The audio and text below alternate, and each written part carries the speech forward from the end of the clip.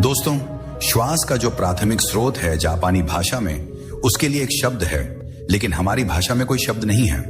उनका वह शब्द है तानन। अगर ठीक से सांस चले तो नाभि से 2 इंच नीचे, जिसे जापानी तानन कहते हैं, उस बिंदु से सांस का संबंध होता है। और जितना तनावग्रस्त व्यक्ति होगा, तानन से श्वास का बिंदु उतना ही दूर हटता जाता है। तो जितने ऊपर से आप सांस लेते हैं उतने ही तनाव से भरे होंगे, और जितने नीचे से सांस लेते हैं उतने ही विश्राम को उपलब्ध होंगे। और अगर तान देन से सांस चलती है तो आपके जीवन में तनाव बिल्कुल नहीं होगा। बच्चे के जीवन में तनाव न होने का जो व्यवस्था स्थागत कारण है, वह तान देन से श्वास का चलना है।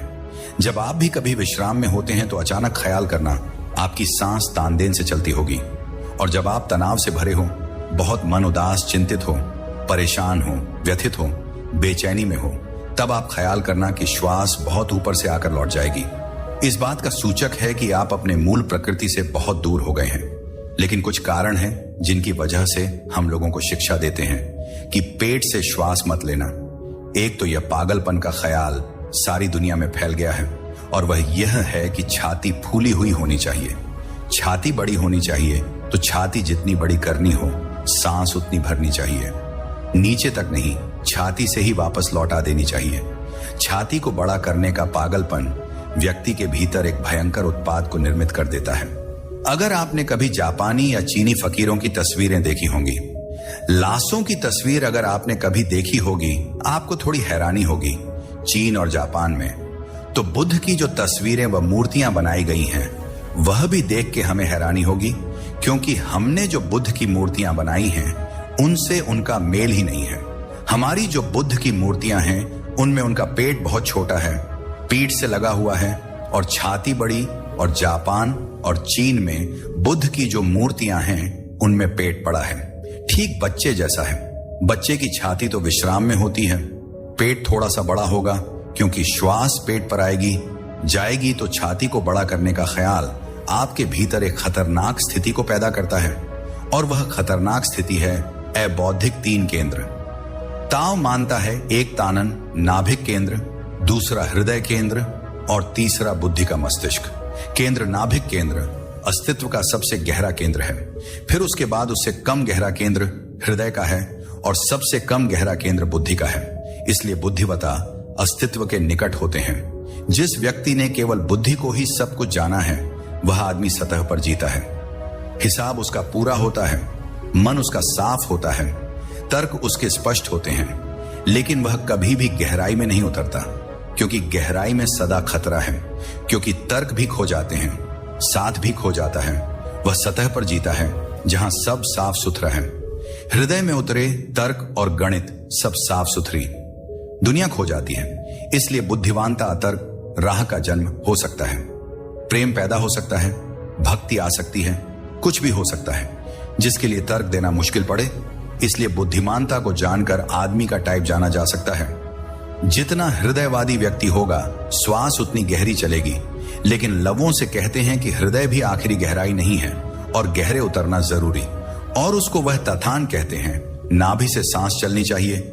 जिसकी नाभि से सांस चल रही है वह अस्तित्व के साथ जुड़ गया है, जैसे छोटे बच्चे जुड़े होते हैं।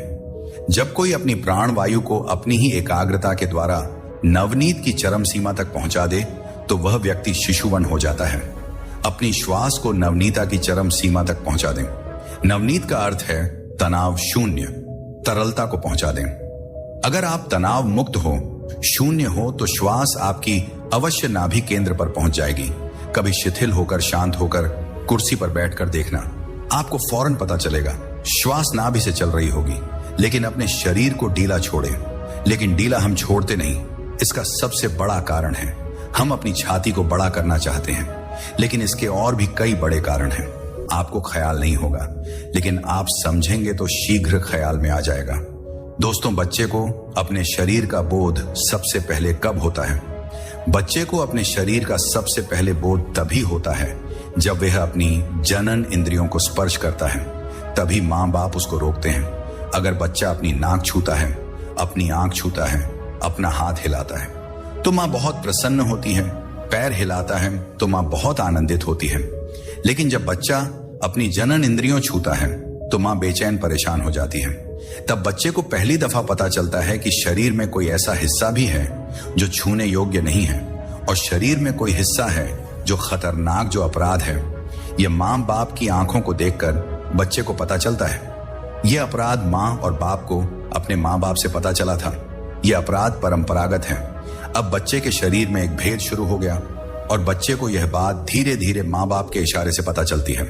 उनकी निंदा, उनकी आलोचना, उनका क्रोध बता देगा कि शरीर में कोई हिस्सा ऐसा भी है जो अपना नहीं। इसलिए आप बूढ़े भी हो जाएंगे तो भी आपकी जनन इंद्रियां आपके शरीर का हिस्सा नहीं बन पाती, अब नीचे का ही स्वीकृत हो गया। जैसे ही हमारे भीतर यह भेद घटित होता है, वैसे ही श्वास ऊपर से चलने लगी। उसका कारण है कि तानन का जो बिंदु है, अगर उस तक श्वास जाए तो जनन इंद्रियों पर उसका असर पड़ता है।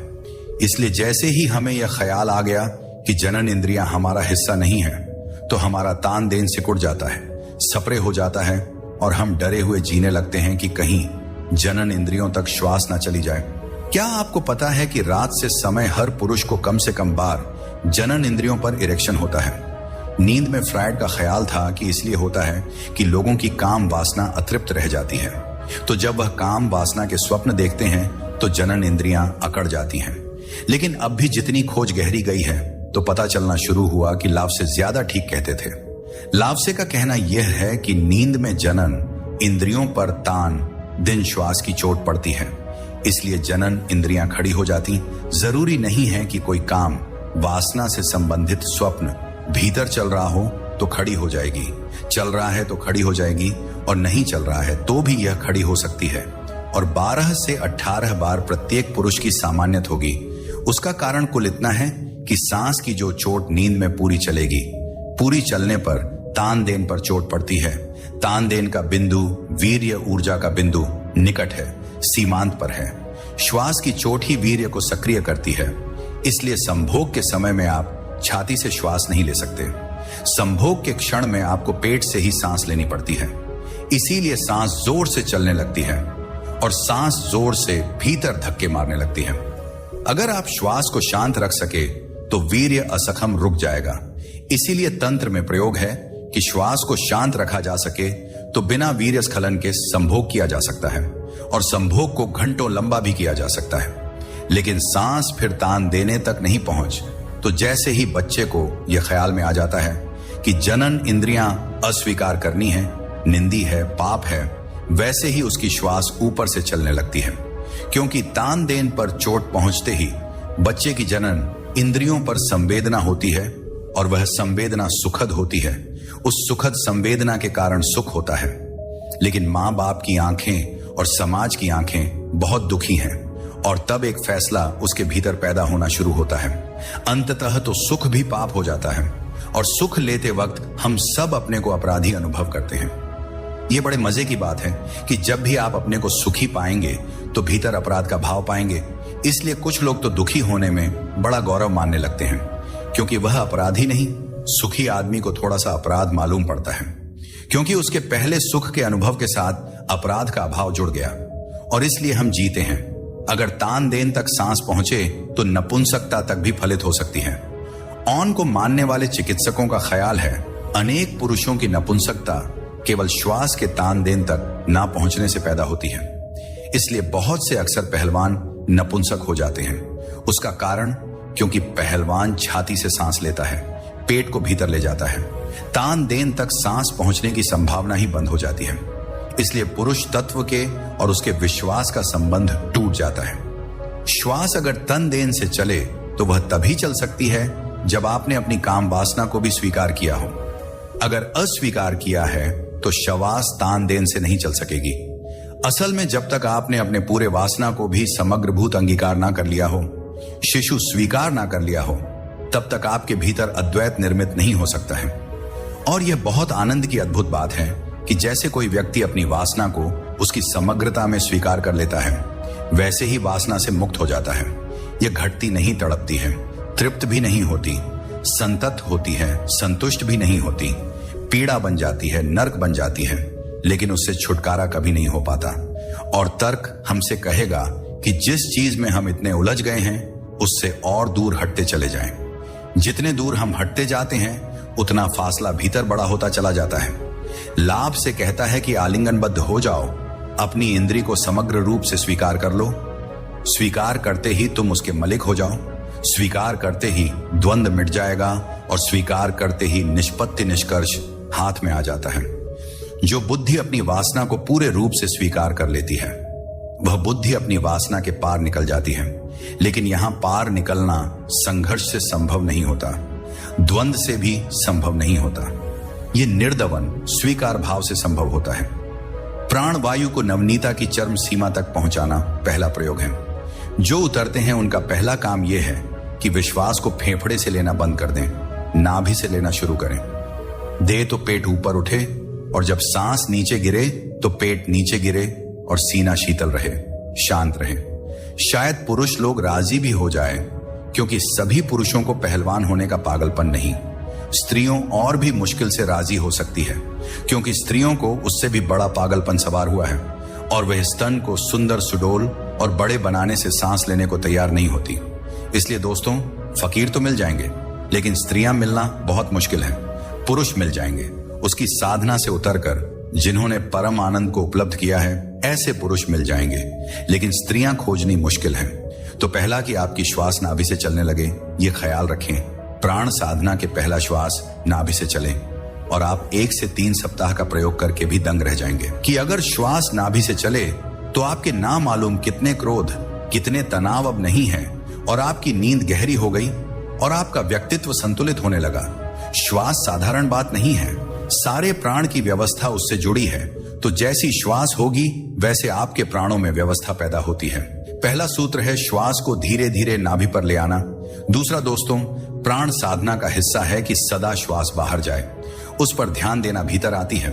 श्वास पर बिल्कुल ध्यान नहीं देना, और जब श्वास बाहर जाए तो जितने जोर से श्वास को उल्ली जा सके उल्ली देना, और भीतर कभी श्वास अपनी तरफ से नहीं लेना। जितनी आए आ जाने दे, आने की प्रक्रिया परमात्मा पर छोड़ देनी चाहिए, और भेजने की प्रक्रिया जितनी हमसे बन सके वो लजीरिया को देने पर जोर देगा और लेने पर नहीं। उसके पूरे व्यक्तित्व में दान देना और लेना अपने आप गहन हो जाएंगे और लेना कम हो जाएगा। एक आदमी की हम श्वास की जांच करके कह सकते हैं कि आदमी लेने में रख लेता होगा कि देने में अनिवार्य रूपेण श्वास को आप धोखा नहीं दे सकते। कंजूस आदमी कभी भी सांस छोड़ने में सुख अनुभव नहीं करता, सिर्फ लेने में। मानो स्मृति कहते हैं कि कंजूस व्यक्ति सिर्फ धन को ही नहीं रोकता, सब कुछ रोकने लगता है। कंजूस कांसपुर सभी चीजों को रोक लेता है। 100 में से 90 मौके पर कब्जियत आपके चित्त की कंजूसी का परिणाम होती है। सभी चीजों को रोकने का मन होता है। वह मल तक को रोक लेता है, श्वास को भी रोक लेता है, देने में डरता है। लेकिन जीवन का नियम है, जितना ज्यादा देंगे उतना मिलता है। अगर आपने श्वास छोड़ने में कंजूसी दिखाई तो आप पा नहीं सकेंगे, क्योंकि पाएंगे कहां से? सिर्फ गंदी श्वास भीतर इकट्ठी हो जाएगी। सिर्फ कार्बन डायोनन ओनायोन ऑक्साइड भीतर इकट्ठा हो जाएगी। कुल 6 छिद्र है आपके श्वास के यंत्र में। हम ज्यादा से ज्यादा 10,000 20,000 छिद्रों तक सांस ले पाते हैं। 4,000 सदा ही कार्बन डायोन ऑक्साइड से भरे रहते हैं। हम कभी खाली नहीं करते। हम गंदगी को अपने भीतर इकट्ठा कर लेते और हम ऊपर ही ऊपर जीते रहते हैं। भीतर गंदगी की परत इकट्ठी होती चली जाती है। जितनी आप श्वास को उली देंगे उतनी उलीची सांस भी तक चली आएगी। और यह उल्ली चने पर जोर देने का कारण है, क्योंकि इस जोर के बदौलत से, इस उल्ली चने की तरफ जोर बढ़ाने से आपके पूरे जीवन में देने की संभावना बढ़ने लगेगी। हमारा सारा क्रोध इसलिए है कि हम देना नहीं चाहते, लेना चाहते हैं। हमारी ईर्ष्या इसलिए है कि हम देना नहीं चाहते, लेना चाहते हैं। हमारे जीवन का सारा उल्लू क्या है कि देने की हमें जरा भी इच्छा नहीं है और लेना हम बहुत चाहते हैं। और जो दे नहीं सकता उसे कुछ भी नहीं मिलेगा, और जो दे सकता है उसे 1000 गुना सदा मिल जाता है। अगर हम लोहा देते हैं तो सोना मिल जाता है। यही पूरे जीवन का सूत्र है। तो लावसे का दूसरा सूत्र, सदा श्वास को फेंक लेने को भूल ही जाइए। लेने का आपको काम ही नहीं करना है, वह तो प्रकृति स्वयं कर लेती। आप सिर्फ फेंक दें, खाली जगह छोड़ दें, वह भर जाएगी। और अगर आपका जोर छोड़ने पर हो और लेने पर बिल्कुल ना हो तो चित्त एकदम नमनी हो जाएगा, क्योंकि लेने में तनाव होता है, जबरदस्ती होती है। छोड़ने में तो सिर्फ हल्कापन आता है, छोड़ने में सिर्फ निर्भय होते हैं। भरना तो एक बार है, छोड़ना निर्भय होना। छोड़ना तो वजन कम कर देता है। तो दूसरा सूत्र, छोड़े श्वास को ले मत। और तीसरा सूत्र, नाभि पर छोड़ने पर जोर दें। और तीसरा, यह जो श्वास का आना जाना है, इससे आपको पृथक ना समझे। श्वास बाहर जाए तो समझे कि मैं बाहर चला गया, और जब सांस भी तेरा है तो समझेंगे मैं भीतर आ गया, प्राण के साथ एक हो जाए। इस बिल्कुल उल्टी बात। वो कहता श्वास के साथ मैं बाहर गया, श्वास के साथ मैं भीतर आया, मैं ही बाहर हूं, मैं ही भीतर हूं। श्वास के साथ इस शरीर में भीतर आता हूं, श्वास के साथ इस शरीर के बाहर विराट शरीर में जाता हूं, चलते उठते बैठते। अगर यह ख्याल रख सके कि सोच के साथ में बाहर गया और श्वास के साथ में भीतर आया, इसका जब निर्मित हो जाए, जबकि भांति आपके भीतर गूंजने लगे कि श्वास में बाहर गया, श्वास में भीतर आए, श्वास की अस्थाई बाहर और भीतर आने दो। अद्वैत फलित होता है तो अद्वैत का अनुभव होता है। और अगर यह तीन बातें ध्यान पूर्वक हो जाए तो लाभ से कहता है, जब कोई अपनी प्रणव्य को अपनी ही एकाग्रता के द्वारा की चरम सीमा तक पहुंचा देता है तो शिशु के समान कोमल हो जाता है। दोस्तों, क्या आप जानते हैं, अगर ध्यान में सांस सही तरीके से ली जाए तो ये आपके पूरे जीवन को बदल देते हैं। आपको कभी भी धन की कमी नहीं हो सकती। धन अपने आप ही आपकी तरफ आकर्षित होने लगता है। आपका मन शांत होने लगता है, आप दीर्घायु होने लगते हैं, आप जो चाहते हैं वह मिलने लगता है। जो व्यक्ति ध्यान करता है उस व्यक्ति के साथ साथ उसके पूरे घर के सदस्य आयु को फायदा मिलता है, क्योंकि ध्यान एक ऊर्जा की तरह काम करता है। अगर आप ध्यान करोगे तो आपके नजदीक पॉजिटिविटी आएगी और धीरे धीरे यह पॉजिटिव ऊर्जा आपके घर में फैलना शुरू हो जाती है। फिर ऊर्जा अपना प्रभाव आपके घर में दिखाती है। अगर आपकी आर्थिक स्थिति कमजोर है तो धीरे धीरे यह बिल्कुल सही लेवल पर आ जाएगी। अगर आपके घर में चिंता तनाव बना रहता है तो कुछ ही दिनों के ध्यान के बाद आप अपने घर में सुख, शांति एवं समृद्धि का एहसास करोगे। बहुत सी इच्छाएं हमारी ऐसी होती हैं जो हम चाह कर भी पूरा नहीं कर पाते। इसकी वजह यही है कि हमें मेहनत का पूरा फल नहीं मिल पाता। तो ऐसे समय में आपको सांसों का ध्यान जरूर करना चाहिए। दोस्तों, अगर आप ध्यान में 100 सांस सही समय पर रोकते हैं और धीरे धीरे लेते हैं तो आपके जीवन में धीरे धीरे एकाग्रता आने लगती है। आपका मन अंदर से शांत रहने लगता है, निर्विचार रहने लगते हैं। इसी प्रकार जब आप अपने ध्यान में 200 सांस का प्रयोग करते हैं तो आपका शरीर धीरे धीरे बीमारियों से दूर होने लगता है। आप निरोग होने लगते हैं। आपके शरीर में जो नकारात्मक ऊर्जा की वजह से बीमारियां लग चुकी हैं, आपका शरीर सही से रक्त संचार नहीं कर पाता। तो ऐसे में आपको 200 सांस का प्रयोग करना चाहिए। ऐसा करने से धीरे धीरे आपके शरीर की तमाम बीमारियां, दर्द समाप्त होने लगता है। और ऐसे ही जब हम 300 सांस का प्रयोग ध्यान में करते हैं तो हमारे अंदर पॉजिटिव एनर्जी आने लगती है, जो धन को बड़ी तेजी से आपकी तरफ आकृत करती है। अब धन को आकर्षित करने का मतलब यह नहीं है कि पैसा उड़ता हुआ आपके पास आ जाएगा, नहीं, लेकिन जो आप काम करते हैं, जो आपका व्यापार है, उसमें धीरे धीरे वृद्धि होना शुरू हो जाती है। जो फालतू के खर्च हैं, जैसे आपकी बड़ी बड़ी इच्छाएं वह समाप्त होंगी तो फालतू के खर्चे अपने आप ही खत्म होते चले जाएंगे और आपकी तरफ धन आकर्षित होता चला जाएगा। अपने आप ही पैसा आने के रास्ते खुलना शुरू हो जाएंगे। और फिर इसी तरह अगर आप लोग कुछ और समय तक ध्यान करते हैं और धीरे धीरे अपने ध्यान को 400 सांस तक ले आते हैं और 400 सांस पर आने के बाद आपके अंदर से क्रोध, मोह, लोभ इन सब से बहुत अधिक दूर चले जाते हैं और आपका ध्यान धीरे धीरे गहराई में जाने लगता है। आपका ध्यान समाधि की तरफ बढ़ने लगता है। ऐसे में आपके अंदर स्थिरता आने लगती है, आपकी एकाग्रता बढ़ने लगती है और आप धीरे धीरे ध्यान की गहराइयों में उतरने लगते हैं। आपको ध्यान के अनुभव आना शुरू हो जाते हैं। आपको ध्यान में समय का एहसास ही नहीं होता कि आप कितने समय से ध्यान कर रहे हैं। यह वह स्थिति होती है जिसमें आपको अपने शरीर में किसी तरह की हलचल महसूस ही नहीं होती। आपका दिमाग बिल्कुल शांत हो जाता है, आपका मन बिल्कुल रिलैक्स हो जाता है। लेकिन एक बात का विशेष ख्याल रखना, इस ध्यान को सही तरीके से करना बहुत जरूरी है।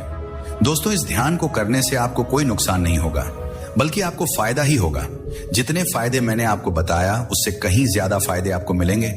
मैं चाहता हूं कि आप जो मेहनत करते हैं, ध्यान में जाने का प्रयास करते हैं, अपने जीवन को बदलना चाहते हैं और उसके बावजूद भी आपको जो मेहनत का फल नहीं मिलता, मैं चाहता हूं कि आपको अपने जीवन का सही मूल अर्थ समझ आ जाए और आपका जीवन जल्द से जल्द दुखों से दूर हो जाए, खुशियां ही खुशियां आपके जीवन में भर जाएं।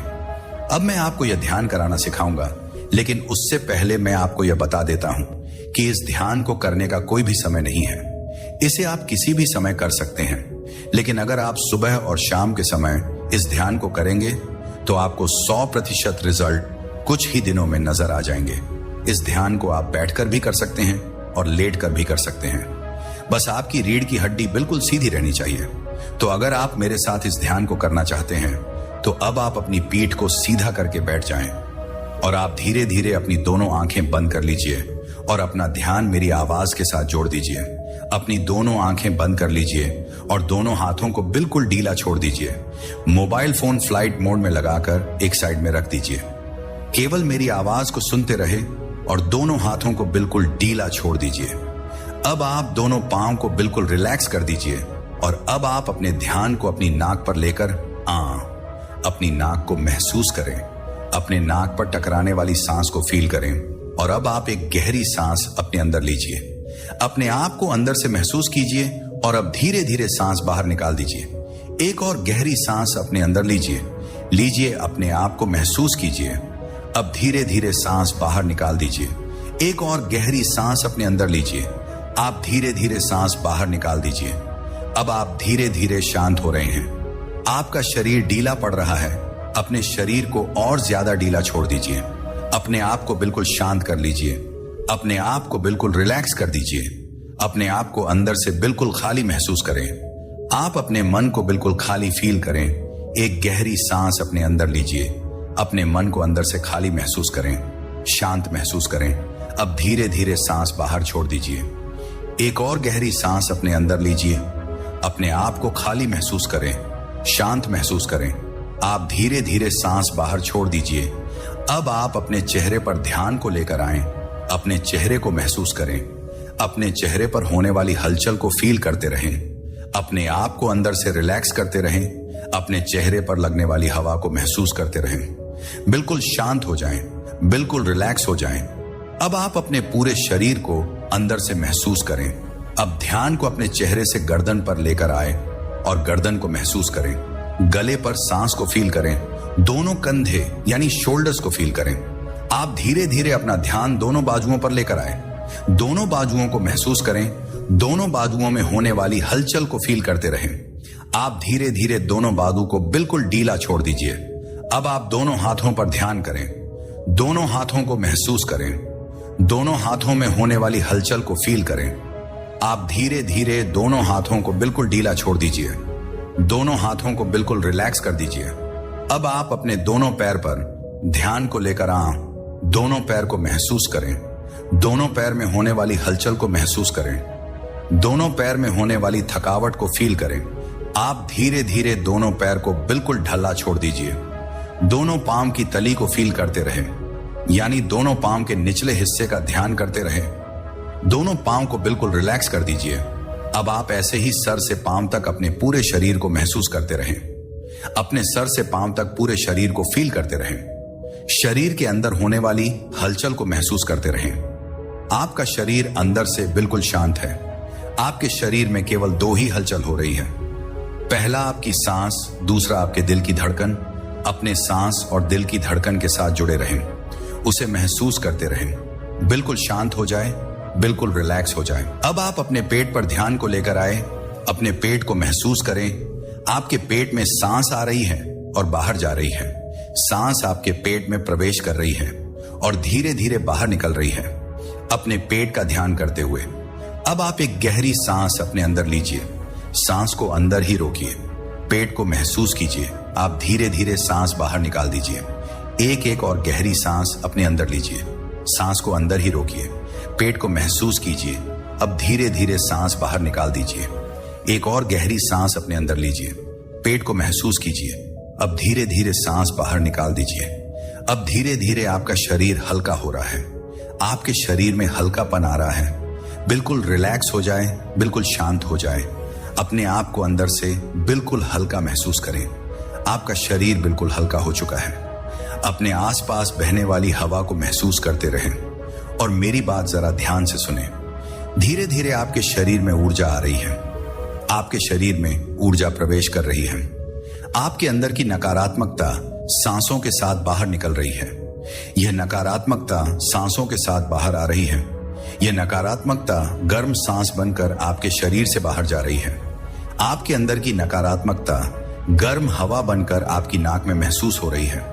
जो गर्म सांस आपके शरीर से बाहर जा रही है, यह आपके अंदर की नकारात्मकता है। इसे पूरी तरह से बाहर निकालने दीजिए। बिल्कुल खाली हो जाए, अंदर से बिल्कुल शांत हो जाए। अब आप गहरी सांस अपने अंदर लीजिए। अपने आप को ऊर्जावान महसूस कीजिए। अब धीरे धीरे सांस बाहर निकाल दीजिए। ऐसे ही सांस को लेते रहें, अपने आप को ऊर्जा से भरते रहें, फिर धीरे धीरे सांस बाहर छोड़ते रहें और बिल्कुल शांत हो जाएं, बिल्कुल रिलैक्स हो जाएं। अपने सर के ऊपर ध्यान को लेकर अपने सर और माथे पर होने वाले खिंचाव को महसूस करते रहें। धीरे धीरे ध्यान में दिखाई देने वाले अंधेरे में प्रवेश करते रहें और गहराई में चले जाएं और गहराई में प्रवेश कर जाएं। ऐसे ही आगे बढ़ते रहें, बिल्कुल शांत, बिल्कुल रिलैक्स, शांत हो जाएं। अब आप अपने शरीर को अंदर से महसूस करें, पूरे शरीर को अंदर से फील करें। धीरे धीरे अपने शरीर में हलचल पैदा करें। दोनों हाथों में हलचल करें, दोनों पांव में हलचल करें, गर्दन में हलचल करें, दोनों बाजुओं में हलचल करें, पूरे शरीर में हलचल करें। गहरी गहरी सांस लेते रहें, बाहर छोड़ते रहें। अब आप दोनों हाथों का ध्यान करें। दोनों हाथों को उठाए अपनी आंखों पर रख लीजिए और धीरे धीरे दोनों आंखें खोल लीजिए। तो इस तरह से हमारा आज का ध्यान पूरा होता है। दोस्तों, क्या आप जानते हैं एक ऐसी विधि जिसमें हमें ध्यान के प्रयोग में सांसों को गिनना होता है। यह एक प्राचीन ध्यान विधि है। हमें इसमें सांसों को गिनना होता है। इस विधि का भी बहुत उपयोग किया गया है। साधना जगत में यह विधि बहुत ही सरल, आरामदायक और शांतिदास है। इस विधि के प्रयोग से चिंता, बेचैनी और मानसिक अराजकता से बड़ी सहजता से मुक्ति मिल सकती है। शरीर मन की लय में आ गए विकार बड़ी सहजता से दूर हो जाते हैं। यह एक बड़ा सरल सा प्रयोग है।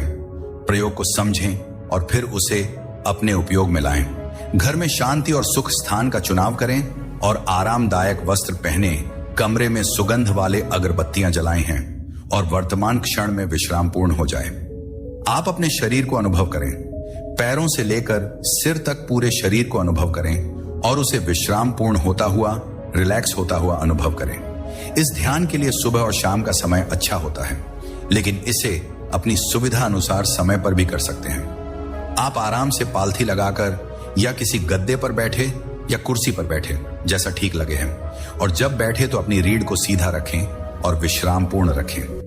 रीढ़ में कोई तनाव ना रखें। सीधा बैठने का अभिप्राय कभी तनाव में होना नहीं है। अपने हाथों को विश्राम पूर्वक अपने घुटने पर रख लें। हथेलियां खुली हुई और आकाश मुक्त रखें। आंखें बंद कर लें और अपनी नाक से सामान्य ढंग से सांस लें। अपनी सांसों पर अपना ध्यान ले जाएं।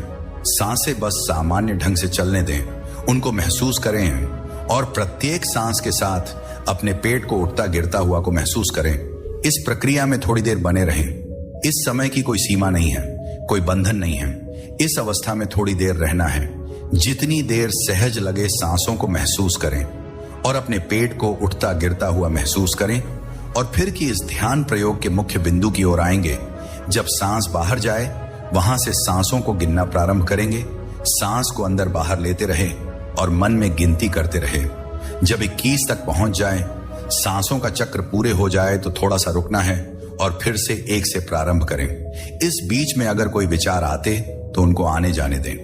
हालांकि जब तुम सांसों को गिनना प्रारंभ करोगे तो विचारों का आना भी मुश्किल होगा।